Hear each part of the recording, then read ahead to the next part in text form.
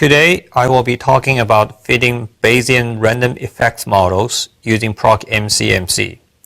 This is a new feature that was implemented in SAS Stat 9.3. Random effects model is a type of popular hierarchical model where you can model data that consists of different groups or clusters of populations. These clusters of subjects, such as students in different schools, typically share a response, for example, a testing score.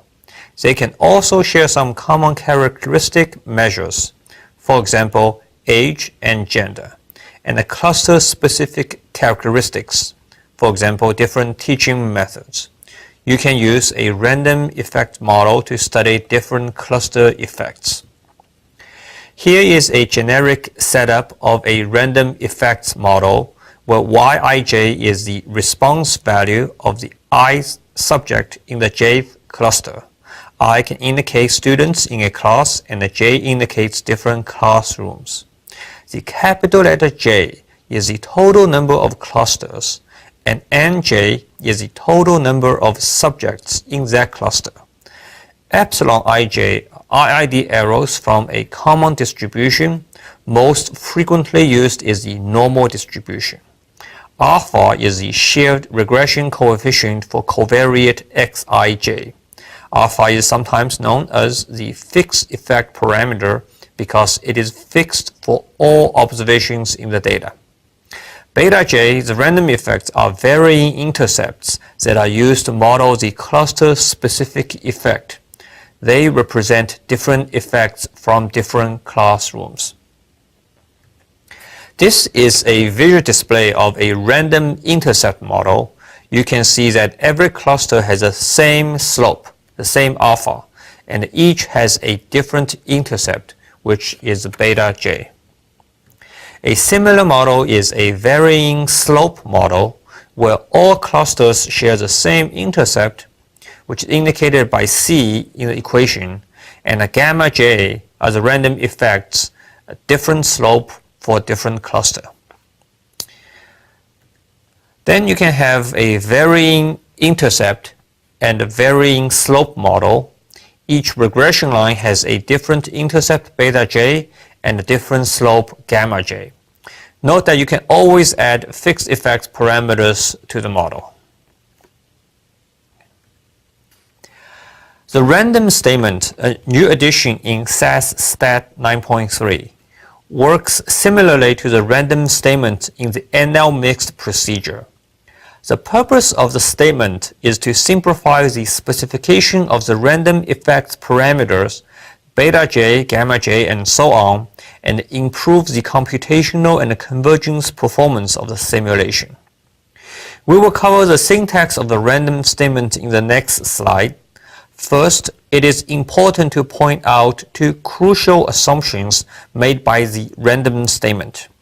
The first assumption is that all the random effects parameters come from a shared pi distribution, and the second assumption is that the random effects parameters from different clusters are assumed to be independent a priori.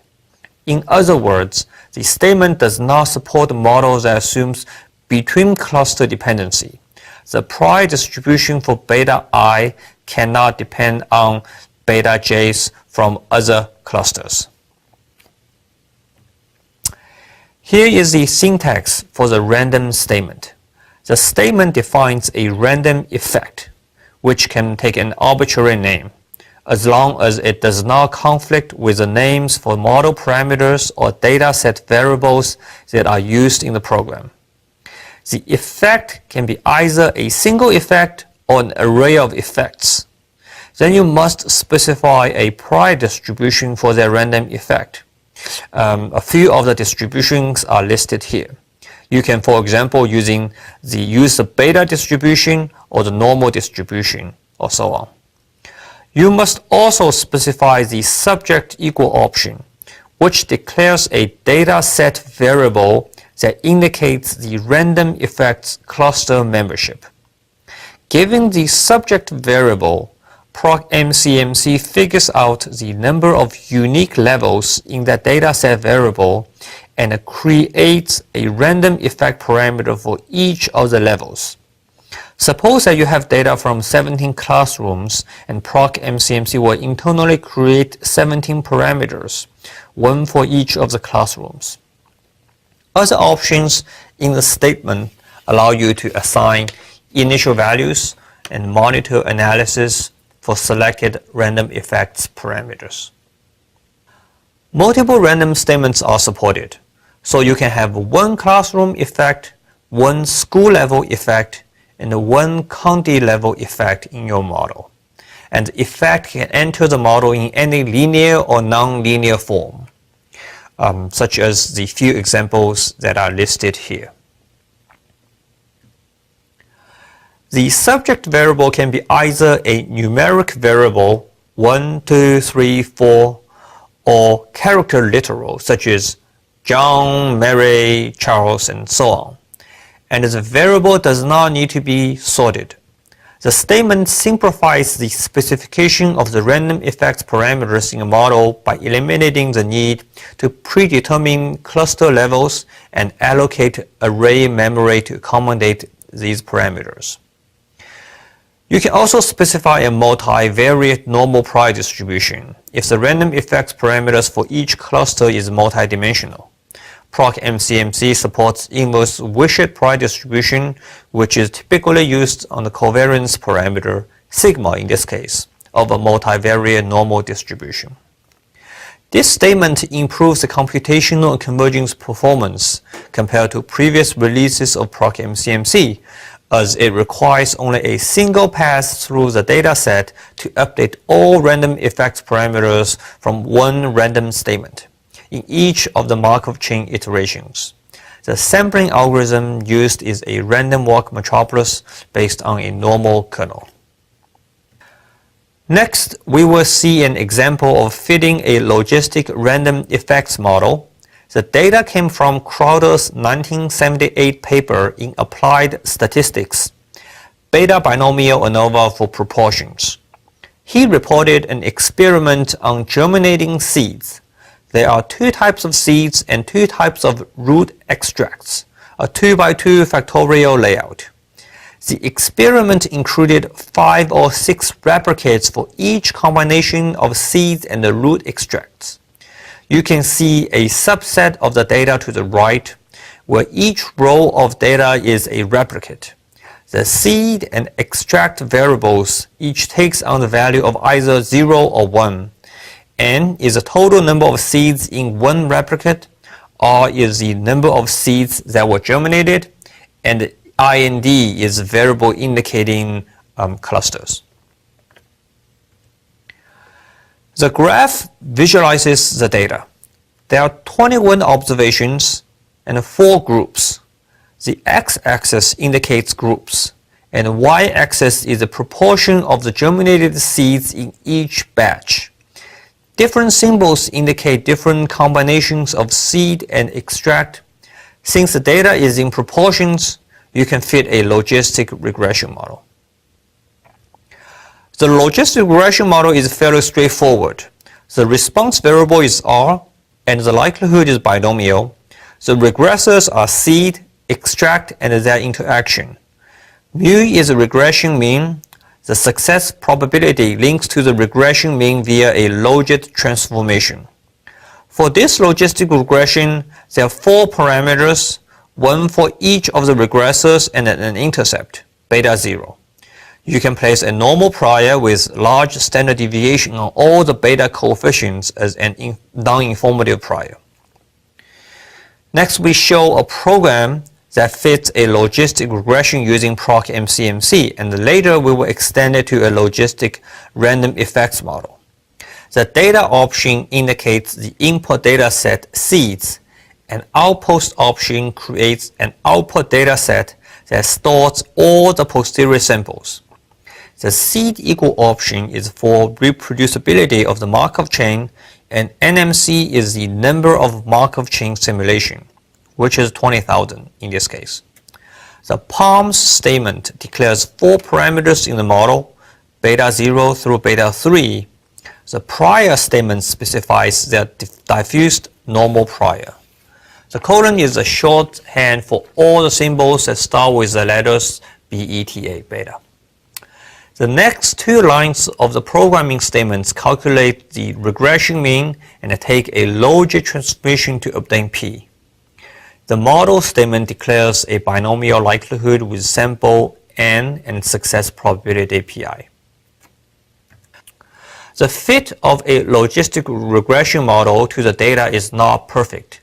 What you see here is a plot of the original data, the observed proportions, overlaid with predicted values from the logistic model, the squares, and at 95% posterior predictive intervals, the whisks.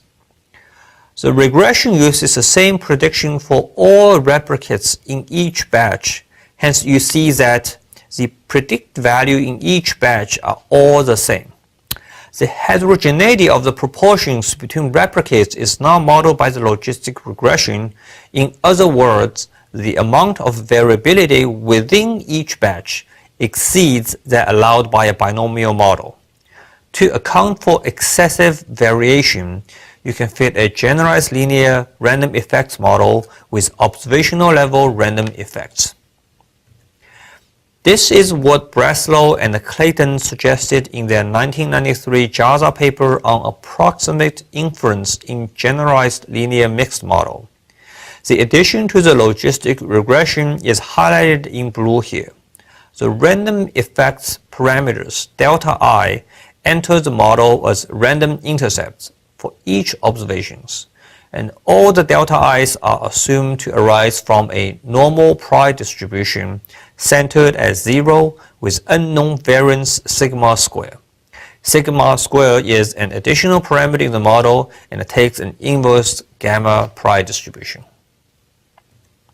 This is a program that fits a logistic random effects model in PROC MCMC. The difference to the logistic model code is highlighted again in blue. You create another parameter S2 in the POM statement for sigma square, the variance hyperparameter in the random effects. The value 1 after S2 is an optional initial value for that parameter. A second prior statement is used here to specify an inverse gamma distribution. The random statement declares delta as a random effect and has a normal distribution with unknown variance S2. The subject equivariable is I and D, which takes the values of 1, 2, 3 all the way to 21 in the input data set. This allows PROC MCMC to create 21 random effects parameters. Delta enters the regression model in the next statement as a logit of mu plus delta. The procedure knows which of the 21 random effects parameters to use and it makes a correct association to each observation in the data set. You can see that there is a minimum amount of additional coding needed to fit a random effects model using PROC MCMC. Last, we show the fitting of the random effects model, and the random effects model estimates are indicated using stars here, and the solid lines are the 95% posterior predictive intervals for each observations in the model. You can see that the random effects models is able to capture the excessive variation on observational level very well and provide a better fit to the data. This concludes the presentation.